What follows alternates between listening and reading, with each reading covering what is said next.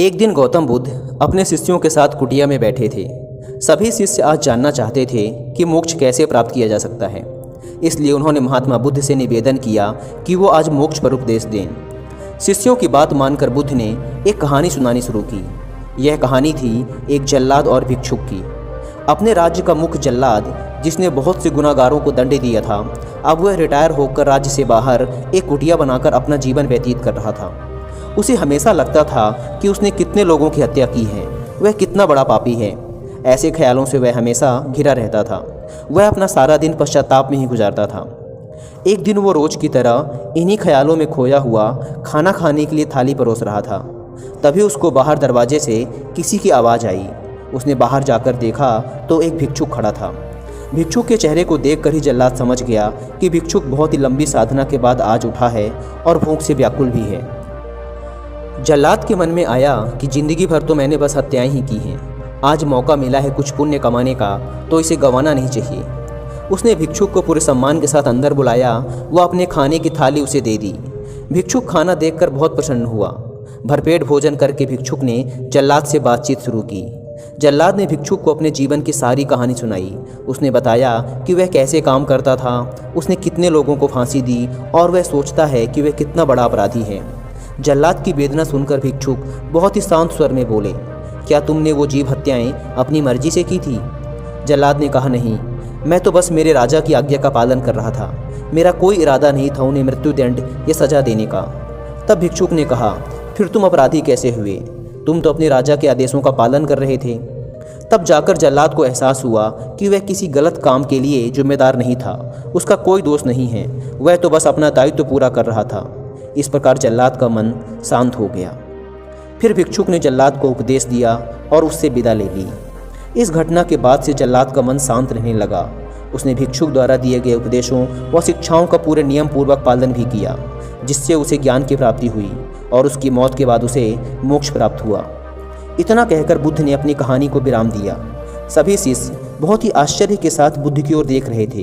किसी को समझ नहीं आ रहा था कि जिसने इतनी सारी हत्याएं की हों उसे मोक्ष कैसे प्राप्त हो सकता है। तब एक शिष्य ने यह दुविधा बुद्ध के सामने रखी। तब महात्मा बुद्ध ने शिष्यों को समझाया कि भिक्षुक के उपदेश से जल्लाद को ज्ञान प्राप्त हो गया था।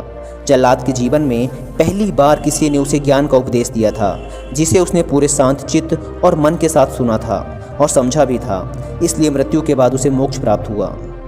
अपनी बात को विराम देते हुए अंत में बुद्ध बोले, बिना ज्ञान के हजारों शब्दों का उपदेश भी बेकार है, किंतु जब शांत मन से उपदेश का एक शब्द भी सुन लिया जाए तो वह ज्ञान देता है और ज्ञान से ही मोक्ष की प्राप्ति होती है। दोस्तों, इस कहानी ने हमें सिखाया कि अपने कर्तव्यों का पालन बिना किसी दुर्भाव के पूरी ईमानदारी के साथ करना चाहिए। साथ ही अपने मन को हमेशा शांत रखना चाहिए, क्योंकि शांत मन से उपदेश सुनने पर ही वास्तविक ज्ञान की प्राप्ति हो सकती है, जो कि हमें मोक्ष की ओर ले जाता है। अतः महात्मा बुद्ध कहना चाहते थे कि केवल आत्मज्ञान से ही मोक्ष की प्राप्ति संभव है।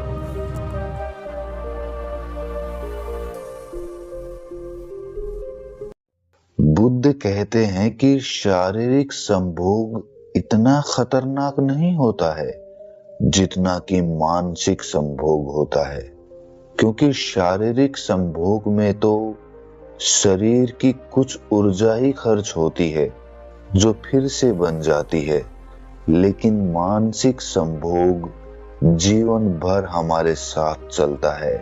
वो हमेशा हमारी ऊर्जा को खत्म करता रहता है। जो भी इंसान अतीत में हुए संभोग या फिर भविष्य में होने वाले संभोगों में अपने विचारों को केंद्रित रखता है, वो अपनी ऊर्जा का एक बहुत बड़ा हिस्सा खर्च कर देता है। अगर इंसान विचारों से निकलकर प्रतिपल वर्तमान का आनंद ले तो वो अपनी मानसिक काम वासना की ऊर्जा को बचा सकता है। बहुत बड़ी मानव जाति संभोग से परेशान नहीं है, वो संभोग के विचारों से तनावग्रस्त हैं। उनके दिमाग में, उनके मन में अधिकतर समय काम वासना के विचार ही चलते रहते हैं और इसी कारण उनके मन की बहुत बड़ी ऊर्जा उन विचारों में नष्ट होती रहती है। अगर उसने शारीरिक संभोग किया होता तो उसकी शारीरिक ऊर्जा कुछ पलों के लिए नष्ट होती और वो फिर से बन जाती, लेकिन मानसिक संभोग हमेशा चलता रहता है, जिसके कारण उसकी ऊर्जा हमेशा अधोगामी होती चली जाती है। तो इस मानसिक संभोग से, मानसिक कामवासना के विचारों से बाहर आने के लिए बुद्ध ने क्या तरीका बताया?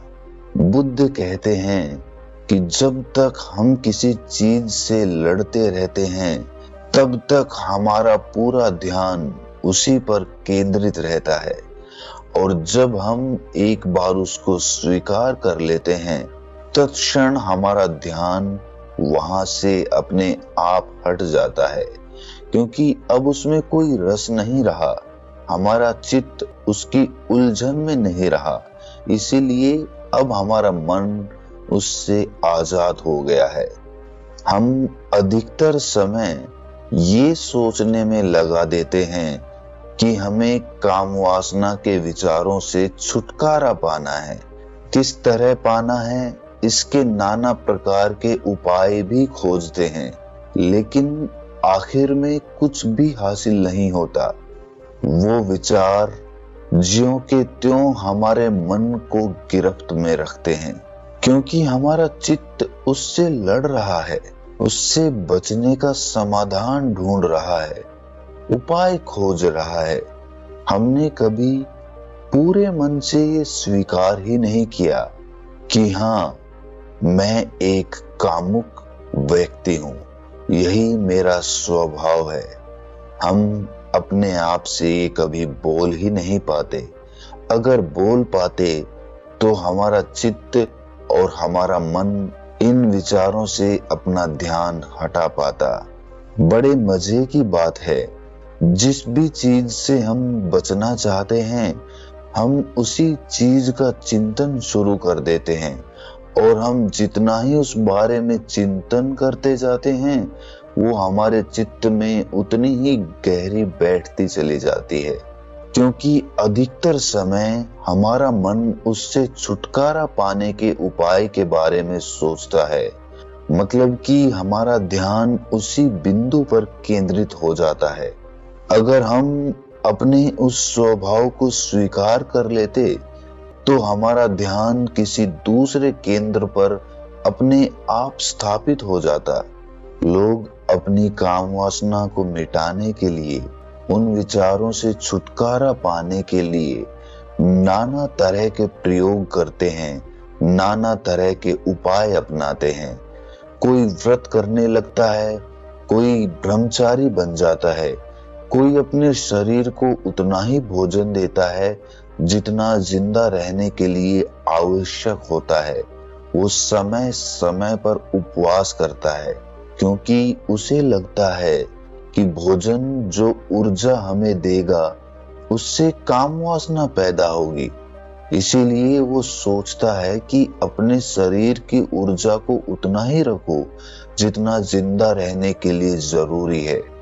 लेकिन मजे की बात ये है कि जिस दिन भी वो अपना उपवास तोड़ेगा या फिर पेट भर भोजन खाएगा, उसी दिन वो काम की शक्ति फिर से लौट आएगी और वो विचार फिर से उसके मस्तिष्क को घेर लेंगे। उसी प्रकार कुछ लोग अपने आप को स्त्रियों से बिल्कुल अलग कर लेते हैं, बिल्कुल दूरी बना लेते हैं, लेकिन जिस दिन भी वो उनके संपर्क में आते हैं, उसी दिन उनकी कामुकता फिर से जाग उठती है। चाहे आप ऊंचे पहाड़ों में चले जाएं, जहां पर मानव जाति पाई ही नहीं जाती, लेकिन जिस दिन आप संसार में वापस लौटेंगे, उस दिन आप पाएंगे कि आपकी काम वासना पहले से भी ज्यादा बढ़ चुकी है। इसीलिए अगर कोई उपाय नहीं किया गया तो ये काम वासना और इसके विचार जिंदगी भर हमें परेशान करते रहेंगे। इसके उपाय मैं आपको एक कहानी के माध्यम से समझाने की कोशिश करता हूँ। कहानी छोटी सी है, लेकिन आपके सारे सवालों के जवाब दे सकती है। पुराने यूनान में एक कम्युनिटी बस्ती थी। उस कम्युनिटी में लड़के या लड़की के बीच कोई भी भेदभाव नहीं होता था। जिस प्रकार दो लड़कों की आपस में दोस्ती होती है, उसी प्रकार वहां पे लड़का और लड़की के बीच भी दोस्ती होती थी। उनमें कोई अंतर नहीं होता था, कोई भेद नहीं होता था। जिस प्रकार दो लड़के आपस में मिलते थे, उसी प्रकार लड़का और लड़की भी आपस में मिल सकते थे। इसमें कोई भी बाधा या कोई भी नियम नहीं था। यहाँ तक कि रात में पूरे गांव के लोग एक साथ ही सोते थे, एक छत के नीचे ही सोते थे। यहाँ तक कोई समस्या नहीं थी। उस गांव के युवाओं को काम वासना के विचारों के बारे में कुछ पता ही नहीं था, क्योंकि विचार आते ही नहीं थे। लेकिन कुछ समय बाद कुछ ईसाई पादरी वहां पर पहुंच गए, और जब उन्होंने ये माहौल देखा तो उन्होंने लोगों को समझाना शुरू कर दिया, उनको उपदेश देने शुरू कर दिए। उन्होंने कहना शुरू कर दिया कि आप लोग पढ़े लिखे नहीं हैं, इसीलिए आप लोगों को इसके बारे में पता नहीं है। ये आप घोर पाप कर रहे हैं। लड़का और लड़की हमेशा अलग अलग होने चाहिए, उनमें दूरियां होनी चाहिए। इतनी आजादी अच्छी नहीं होती, वो एक इंसान का पतन कर देती है। और इसीलिए वहां पर कुछ नए नियम बनाए गए, और उन नए नियमों के अनुसार अब लड़का और लड़की दो लड़कों की तरह दोस्त नहीं हो सकते थे, दो लड़कों की तरह आपस में बातें नहीं कर सकते थे। और अब पूरा गांव एक ही छत के नीचे नहीं सो सकता था। सारे नियम बदल दिए गए थे। लेकिन इसी से उस गांव के युवाओं का और उस गांव की युवतियों का पतन होना शुरू हो गया। अब तक उन्हें काम वासना के बारे में कुछ भी नहीं पता था, लेकिन जैसे ही उस गांव के लड़के और लड़कियों के बीच दूरी बना दी गई, वही दूरी उन्हें एक दूसरे की तरफ खींचने लगी। याद रहे, जब तक दो इंसानों के बीच दूरी नहीं होगी, तब तक आकर्षण या फिर कहें खिंचाव एक दूसरे की तरफ पैदा नहीं होगा। लेकिन जैसे ही आप दो इंसानों के बीच दूरियां बना देते हैं, वैसे ही एक दूसरे का आकर्षण, एक दूसरे की तरफ खिंचाव अपने आप उत्पन्न हो जाता है। अब उस गांव के युवा और युवतियां एक दूसरे का विचार करने लगे। शारीरिक संभोग से हटकर मानसिक संभोग करने लगे, और यही उस कम्युनिटी का सबसे बड़ा पतन का कारण बना। शारीरिक संभोग में कोई दोष नहीं है, वो प्राकृतिक है, वो प्रकृति ने हमें दिया है, और ना ही उससे हमारी ऊर्जा उतनी खर्च होती है जितनी कि मानसिक ऊर्जा से होती है। तो मानसिक ऊर्जा का पनपने का सबसे बड़ा कारण होता है युवक और युवती के बीच की दूरी। जब भी आप किसी युवती से बात नहीं कर पाते हैं, या फिर कोई युवती किसी युवक से बात नहीं कर पाती है, एक दूसरे से घुल मिल नहीं पाते हैं, तब उनके मानसिक विचार एक दूसरे पर केंद्रित हो जाते हैं। वो बात नहीं कर रहे, लेकिन उनके भीतर, उनके मन में एक दूसरे से संवाद चल रहे होते हैं। इसीलिए अगर कोई भी युवक मानसिक काम वासना से ग्रस्त है, उसके विचार हमेशा दूसरी युवतियों के बारे में सोचते रहते हैं, तो उसे ख्याल करना चाहिए।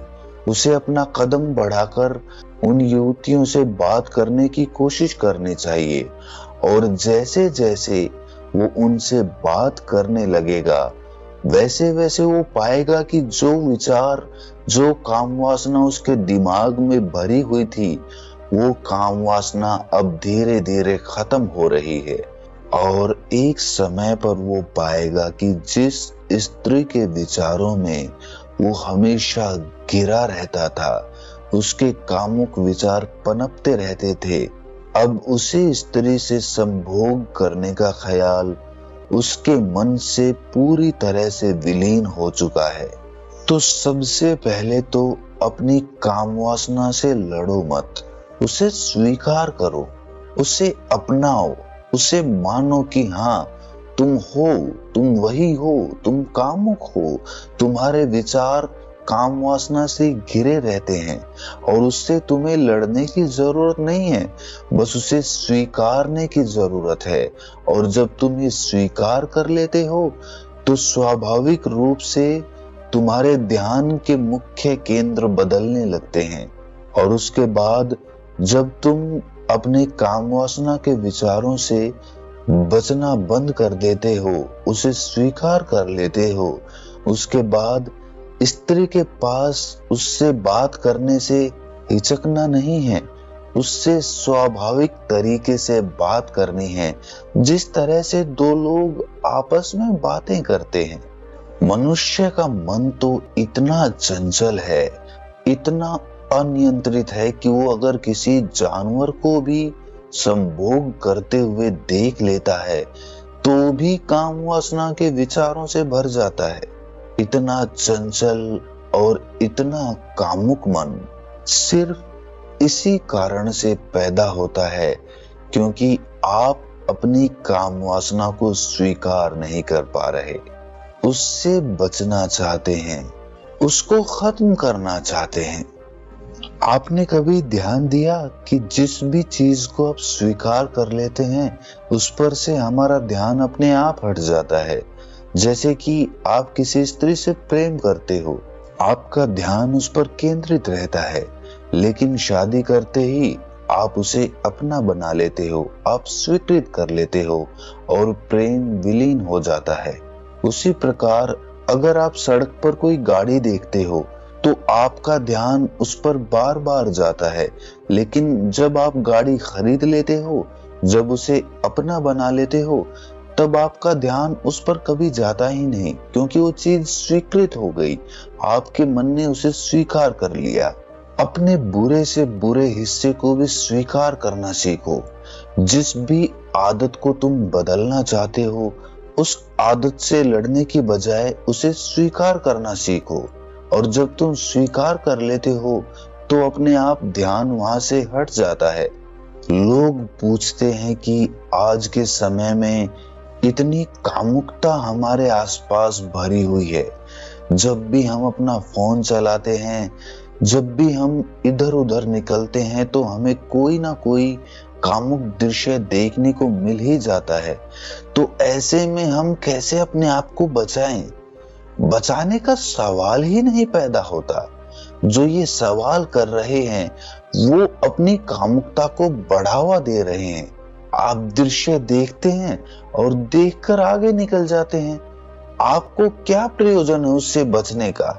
आपने उसके लिए तो रास्ता नहीं पकड़ा था, उसे देखने के लिए तो आप उस रास्ते पे आगे नहीं बढ़े थे। वो तो रास्ते में खुद ब खुद आ गई, और खुद ब खुद आई है तो खुद ब खुद चली भी जाएगी।